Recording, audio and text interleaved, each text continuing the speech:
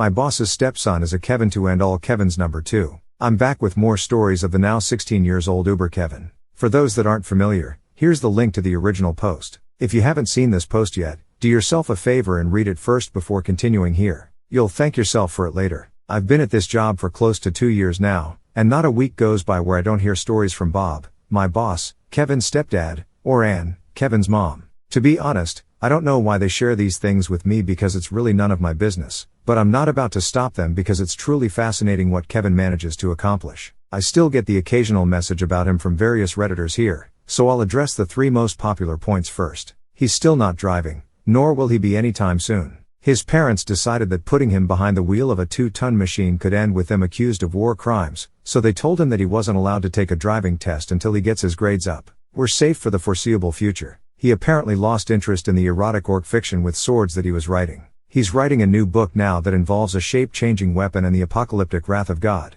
That's all I know, and I'm not volunteering to beta read this one. His parents have had him tested for autism and various other things, and so far it's all come back negative other than mild ADHD. He's on a medication for it. Whether he actually takes those meds is up for debate. I'm sticking with my initial analysis of borderline malicious laziness and a stunning lack of common sense. Given that he's not driving anytime soon, he's been using his bicycle as his primary means of transportation, and that's going about as well as you'd expect. He was riding his bike through town and went into a store, came back out and saw that his bike had been stolen. His mom had to come pick him up, but by the time she arrived, he realized that he had just forgotten what his bike looked like and it hadn't been stolen after all. A week later, his bike was actually stolen. He has a bike lock, he just didn't think it was necessary. His biological dad bought him a new bike to replace the stolen one. He's blown out the rear wheel 3 times, broken the seat twice, the chain twice, and completely smashed the rear wheel rim, just since the middle of May. Since his second bike is now in shambles, he asked Bob and Ann if he could borrow their bikes.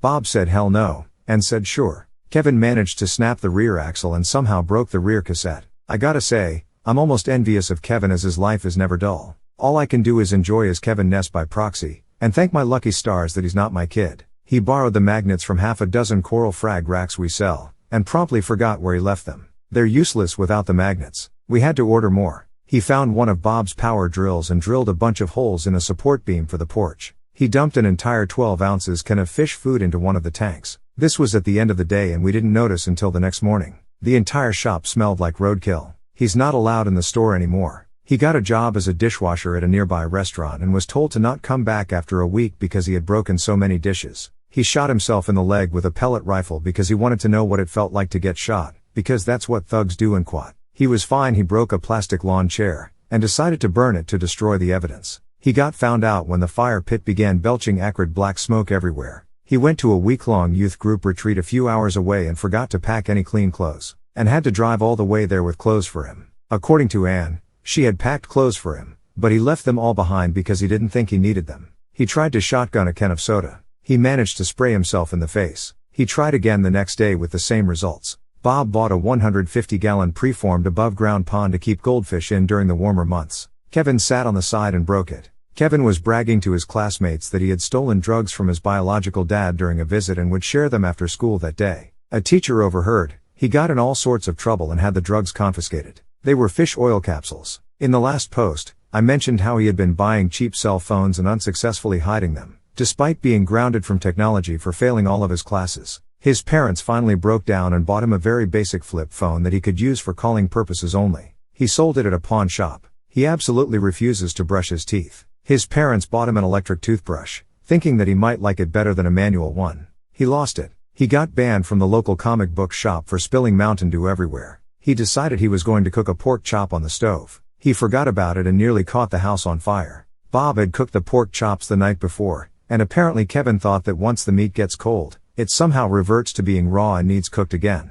Lately, he's been reading all kinds of survival books. He claims he wants to spend a year roughing it in the Canadian wilderness. I'm fairly certain he couldn't even find Canada on a map. He's absolutely convinced that standing in front of a microwave while it's running will sterilize you. He goes as far as to retreat to the next room while he's nuking his food. His parents bought a truck a few states away, and they decided to take a long weekend to go pick it up, leaving myself and Matt, a coworker, to handle the store in that time. No problem, right? Except that they left Kevin at home as well, with a rather long list of explicitly articulated do's and do nots that he was expected to follow. They would have had better luck convincing a whale to spontaneously evolve into an elephant. He tried to use this parental reprieve to do everything he wanted without consequences. He tried to get into the store's cash drawer. I had the key with me at all times, and even told me that Bob was okay with him taking cash out of the drawer once in a while. He isn't, obviously. He had a fire roaring in the grill, a shop vac blowing air into the coals, and was trying to melt a metal rod in the heat while using winter gloves to insulate himself. He claimed he was blacksmithing.